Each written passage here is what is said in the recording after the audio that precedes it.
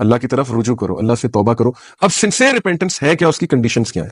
उसकी चंद condition scholar ने बयान की है, वो मैं आपके सामने रखता हूं। Number 1, immediate cessation of the sin, कि फौरी उसी वक्त उस गुनाह को छोड़ देना, वेट ना करना। यानी आप किसी एडिक्शन में मुब्तला है, ट्राई करें उसी वक्त उस गुनाह को छोड़ दें। जब आपको रियलाइज हो गया है गुनाह है, तौबा की, उसको गुनाह को छोड़ दें उस वक्त। Number 1। Number 2, regret for what is past, नदामत शो करना, रिग्रेट शो करना, लेकिन इतना नहीं कि बंदा डिमोटिवेट हो जाए। ओवर प्रोक्रेस्टिनेशन, ओवर नदामत जो है वो प्रोक्रेस्टिनेशन की तरफ ले जाती है, फिर बंदा एक्शन की तरफ नहीं आता, हर वक्त नादिम होता रहता है, नादिम होता रहता है। इससे क्या है कि उसकी विल पावर कम होती है, और गुनाह का बहुत ताल्लुक विल पावर के साथ है। नादिम होना अच्छी बात है, लेकिन इतना ज्यादा होंगे तो विल पावर टूटेगी। विल पावर जब टूटेगी तो शैतान मजीद अटैक करेगा, शैतान फिर गुनाह में मजीद ले जाएगा। बल्कि डिफेंस मैकेनिज्म हमारे ब्रेन बनाता है, हमारा ब्रेन बहुत बला किस्म के डिफेंस मैकेनिज्म बनाता है गुनाह के लिए। बस हमारे ब्रेन में जाहिर है हमारा एक नफ्स है, नफ्स है हमारा, उसके पास फिर बहुत जबरदस्त डिफेंस मैकेनिज्म होते हैं गुनाह करने के। एक बहुत बड़ा डिफेंस मैकेनिज्म है कि मैं तो बच ही नहीं सकता। ये जो सेंटेंस है ना, मैं तो बच ही नहीं सकता, ये शैतानी सेंटेंस है मेरे नजदीक। इसका मतलब है कि विल पावर मारी गई है अगले की, और वो उसने खुद अपने ऊपर ही बात मुसल्लत कर ली कि I can not leave this sin, मैं तो बच ही नहीं सकता। इन शॉर्ट वो असल में गुनाह करना चाह रहा है, इसलिए उसने पहले से सेंटेंस कर लिया कि मैं तो बच नहीं सकता, ताकि जाहिर है वो कॉग्निटिव डिसोनेंस जो पैदा होती है ना, जहनी तजब्जब, जैसे सिगरेट लोग पीते हैं उनसे छोड़ा ही नहीं जाता, स्ट्रेस पैदा होता है कि छोड़ना चाहिए छोड़ना चाहिए, एक टाइम आता है कहते हैं मैं छोड़ ही नहीं सकता। वो किस लिए? डिफेंस मैकेनिज्म है, टू काम योरसेल्फ डाउन। तो regret for what is past, Nadim होना बहुत जरूरी है। नदामत, मैं आपको एक खलीफा का वाकया सुनाता हूं। मेरा गुमान है कि उमर बिन अब्दुल अजीज है, लेकिन आई कुड बी रॉन्ग, इसलिए मैं सिर्फ कह रहा हूं कि एक खलीफा का वाकया। एक खलीफा थे, उनका पास्ट कुछ ऐसा था कि वो बहुत ही प्राउड किस्म के प्रिंस थे, उमैयद कैलिफ थे, और इतने प्राउड थे उमैयद, जाहिर है कि उनके पास दौलत बहुत ज्यादा थी। इतने प्राउड थे कि एक बार उन्होंने अपने स्लेव बॉय को कहा, अपना जो वो था लड़का था, जो भी था बंदा था, कि मुझे पानी पिलाओ, तो वो भूल गया पानी पिलाना। अब इतना प्राइड था, इतना गुस्सा था कि उन्होंने उस बंदे को, जो गुलाम था, धूप में खड़ा करवा दिया, और धूप में खड़ा करवाया, उसके बाद भूल गए या जो भी हुआ, वो बंदे की डेथ हो गई धूप में खड़ा होने से। यानी सहरा में धूप में खड़ा कर दिया कि इसकी जरूरत कैसे हुई कि इसने मुझे पानी नहीं पिलाया, भूल कैसे गया मेरी खिदमत करना।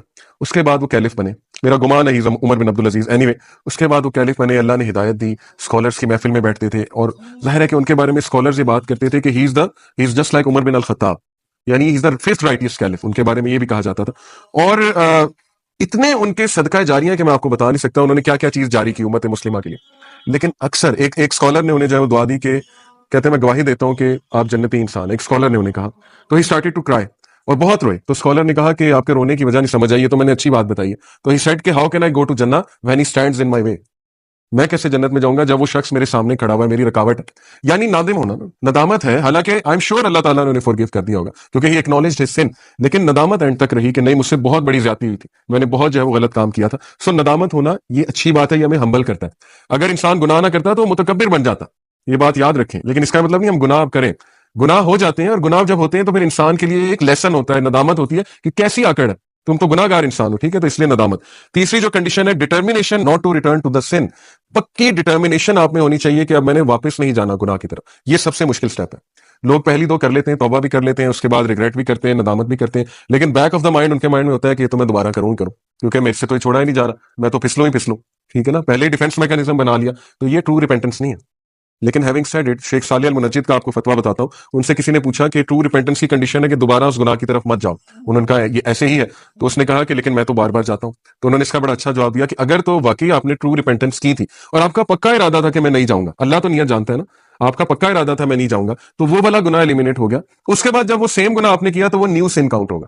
समझ रहे हैं बात? यानी वो न्यू सिन है। अब इसकी दोबारा वैसे से आप रिपेंट करेंगे। लेकिन अगर बाय प्लान है कि नहीं नहीं मैं करता रहूंगा, तौबा भी करता रहूंगा, मजाक बना लिया, अगर कुछ रूल्स को हम मजाक बना लेते हैं ना, हमें एक छूट मिल गई, लॉ समझ आ गया, तो इंसान बहुत चालाक है, उसके बाद उसको मिसयूज करता है। तो अगर तो मिसयूज करेंगे लॉज को तो फिर ज्यादा गुनाह के मुर्तकिब होंगे। तो इसलिए ये बहुत इंपॉर्टेंट स्टेप है, डिटर्मिनेशन पे लोग फेल होते हैं। क्यों फेल होते हैं? प्लान नहीं बनाते हैं, विल पावर नहीं है, डिटर्मिन नहीं है टू लीव द सिन।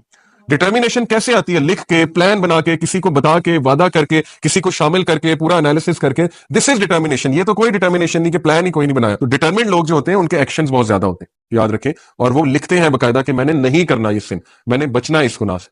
मैंने कई नौजवानों को उनके कमरों में ये आयत लगाते देखा यूनिवर्सिटी टाइम पे, और आज भी कुछ ऐसे लोग हैं जो मुझे बताते हैं कि उन्होंने रिमाइंडर्स लगाए होते हैं अपने कमरे में कि Allah is watching you, something like this, या कोई आयत लगाई होती है, ठीक है, जिससे उनको फौरन सोच इस तरफ चली जाती है कि नहीं गुनाह नहीं करना, अल्लाह ताला देख रहा है, और ये चीज उन्हें मोटिवेट करती है। इसका मतलब उनकी रिपेंटेंस ट्रू है, सिंसियर है, क्योंकि they are determined to leave the sin, वो डिटरमिन्ड है गुनाह छोड़ने के लिए। ओके, तो ये स्टेप बहुत मुश्किल है, लेकिन ये बहुत जबरदस्त कंडीशन है ट्रू रिपेंटेंस की। और चौथी कंडीशन है रेस्टिट्यूशन ऑफ विक्टिम्स राइट्स और सीकिंग देयर फॉरगिवनेस। अगर हुकूकुल लिबास से रिलेटेड है गुनाह, तो फिर उस बंदे के जिसके आप राइट्स को जिमन कर रहे हैं, वो राइट्स दोबारा से दें उसे, या उससे माफी मांगे। और अगर you can not find that person, although ये सिचुएशन इंपॉसिबल है आज के दौर में, अब तो सोशल मीडिया का दौर है, मिसाल के तौर पे बचपन में किसी से ज्यादती की, आज आपको नहीं समझ आ रही, तो आप जो है वो आपको मिल भी नहीं रहा वो बंदा, तो फिर इसके बारे में कि सदका करें और जाहिर है कि अल्लाह से मगफरत तलब करें, लेकिन ये पॉसिबल नहीं है, सोशल मीडिया का दौर है, लोग मिल जाते हैं। तो ये 4 कंडीशन, इसके अलावा भी कुछ कंडीशन जो है वो स्कॉलर्स ने बयान की, वो भी बताता हूं आपको। एक और कंडीशन ये है कि जो गुनाह है, it should be given up only for the sake of Allah. ये सिंसियर रिपेंटेंस, अल्लाह के डर से गुनाह छोड़ा जाता है ना, या अल्लाह को राजी करने के लिए। कुछ लोग गुनाह इसलिए छोड़ते हैं कि मेरी सेहत डैमेज हो रही है, ठीक है ना, अल्कोहल अल्कोहल एडिक्ट होते हैं, कहते हैं गुनाह इसलिए छोड़ दिया, या सिगरेट इसलिए छोड़ दिया। ऑल्दो ये वन ऑफ द रीजंस है, मैं इस रीजन का इनकार नहीं कर रहा। जब हमने किसी को गुनाह छुड़वाना है तो हमने उसकी इस तरफ तवज्जो दिलानी है कि तेरी सेहत बर्बाद हो रही है।